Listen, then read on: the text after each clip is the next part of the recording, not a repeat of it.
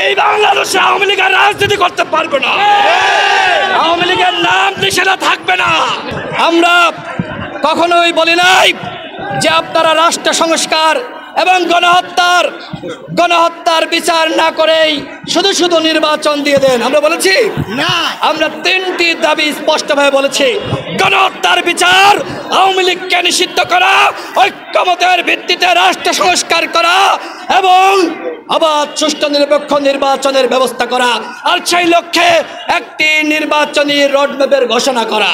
48 ঘন্টার মধ্যে সরকার যদি পদক্ষেপ গ্রহণ করে অবশ্যই আওয়ামী লীগ নিষিদ্ধ হবে। আর আগামী নির্বাচনে আমাদের প্রধান উপদেষ্টা বলেছেন আওয়ামী লীগ অংশ নিবে কি নিবে না সেটি আওয়ামী লীগের দলীয় সিদ্ধান্ত। বন্ধুগণ, গণহত্যার পরে এই দল কোনোভাবে দলীয় সিদ্ধান্তে নির্বাচনে অংশ নিতে পারে না। আপনারা কি চান আগামী ইলেকশনে আওয়ামী লীগ অংশ নিক? না। আপনারা কি চান? চান না। সুতরাং আগামী নির্বাচনে আওয়ামী লীগ অংশ নিতে পারবে না। শুধু আগামী নির্বাচন না, এই বাংলাদেশে আওয়ামী লীগের রাজনীতি করতে পারবে না, আওয়ামী লীগের নাম নিশানা থাকবে না। আর সেই দাবি আমরা করে আসছি। এখন সরকার উদর পিণ্ডি উদর ঘাড়ে সরকার রাজনৈতিক দলগুলোর উপরে দায় দিচ্ছে। আরে ভাই, আপনাদেরকে রাজনৈতিক দলগুলো সেই শক্তি দিয়েছে, সেই সমর্থন দিয়েছে। আওয়ামী লীগকে নিষিদ্ধ করে আপনাদের দায়িত্ব, সেই দায়িত্ব পালন করেন, অন্যথায় কেউ গদিতে থাকতে পারবেন না। আমি সরকারকে স্পষ্টভাবে বলছি, আপনারা সাবধান হয়ে যান, আওয়ামী লীগের পতন থেকে শিক্ষা নেন। যদি মনে করেন আপনারা জনগণের সাথে বাটপারি করবেন, আপনারা যদি মনে করেন জনগণের সাথে প্রহসন করবেন, তাহলে কিন্তু এই জনগণ হাসিনারে ছাড়ে নাই, আপনাদেরকেও ছাড়বে না। আমরা যে কথা বলে আসছি যে বিপ্লবীদের ভিতরে ঐক্য দরকার, রাজনৈতিক দলগুলোর ভিতরে ঐক্য দরকার। যদি 24-এর বিপ্লবের পরে, 24-এর অভ্যুত্থানের পরে আমাদের ভিতরে কোনো ঐক্য সংহতি না থাকে, তাহলে এই বিপ্লব ব্যর্থ হয়ে যাবে। বন্ধুগণ, আপনারা কি চান এই বিপ্লব ব্যর্থ হয়ে যাক? সুতরাং আমাদের একতা ধরে রাখা 1 নম্বর দায়িত্ব। গণ অধিকার পরিষদ 3টি দাবি করেছে।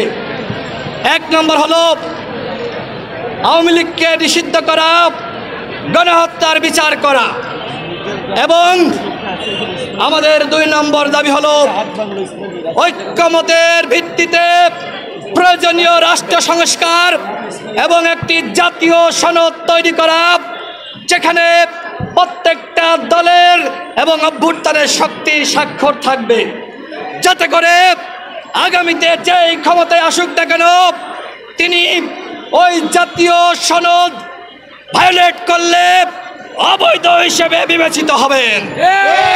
আমরা 3 নম্বর বলেছি, একটি দেশ যদি গণতান্ত্রিক পথে রাখতে হয় তাহলে অবাধ সুষ্ঠু নিরপেক্ষ নির্বাচনের কোনো বিকল্প নাই।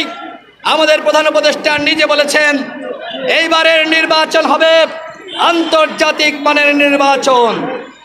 আমরাও চাই আমরা এই অভ্যুত্থানের পরে এমন একটি নির্বাচন জাতিকে উপহার দিব, যে নির্বাচন হবে শুধুমাত্র বাংলাদেশের ইতিহাসে সেরা নির্বাচন নয়, পৃথিবীর ইতিহাসে একটি আন্তর্জাতিক মানের নির্বাচন। আর সেই নির্বাচনের জন্য আমরা বলেছি যে দ্রুত সময়ের মধ্যে একটি নির্বাচনের রোডম্যাপ ঘোষণা করুন। আমাদের দাবি যৌক্তিক। আমরা কখনোই বলি নাই যে আপনারা রাষ্ট্র সংস্কার এবং গণহত্যার বিচার না করেই শুধু শুধু নির্বাচন দিয়ে দেন। আমরা বলেছি না, আমরা 3টি দাবি স্পষ্টভাবে বলেছি।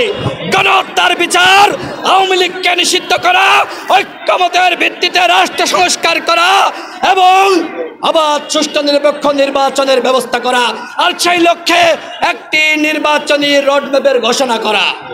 আমার সর্বশেষ কথা, আমরা কখনোই আপোষ করি নাই। হাসিনা আমাদেরকে ডামি এমপি বানাতে চেয়েছে, আমরা হাসিনার ফাঁদে পা দিই নাই। সুতরাং কেউ যদি মনে করে আমাদেরকে ভুলভাল বুঝিয়ে আন্দোলন থামিয়ে দেবে। আমরা আওয়ামী লীগ নিষিদ্ধ হওয়ার আগে কোনোভাবে আন্দোলন বন্ধ করব না। আজকে থেকে এই পল্টন মোড় থেকে ধারাবাহিকভাবে আন্দোলন শুরু হয়েছে। যতক্ষণ না পর্যন্ত আওয়ামী লীগকে নিষিদ্ধ করা হবে এই আন্দোলন বন্ধ করা যাবে না।